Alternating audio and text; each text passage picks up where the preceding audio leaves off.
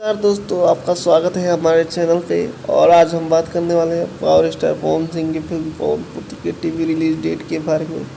तो पवन पुत्र फिल्म के स्टार कास्ट की बात करें तो पवन पुत्र फिल्म में स्टार कास्ट में है पावर स्टार पवन सिंह, प्रियंका रेवड़ी और प्रियंका पंडित, और एक नई हीरोइन है जिनका नाम हमें नहीं मालूम है। और पवन सिंह का एक कहानी की बात करें पवन पुत्र फिल्म की, तो एकदम पारिवारिक और एक अलग लेवल की कहानी है। और इसमें पावर स्टार पवन सिंह का 3 किरदार है, बाप, बेटा और भाई का किरदार है, यानी कि 3 किरदार निभाए हैं पावर स्टार पवन सिंह।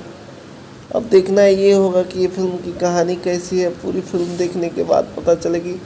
तो इस फिल्म को रिलीज़ किया जा रहा है 28 अगस्त को फिल्मची टीवी चैनल पर 6:30 बजे। तो आप लोग ज़रूर देखिए पवन पुत्र फिल्म।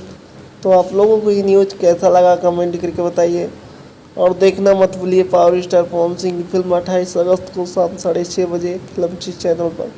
तो आप लोगों को न्यूज़ अच्छा लगा तो चैनल को सब्सक्राइब कीजिए, लाइक कीजिए, शेयर कीजिए। मिलते हैं अगले वीडियो में, तब तक के लिए जय हिंद, जय भोजपुरी।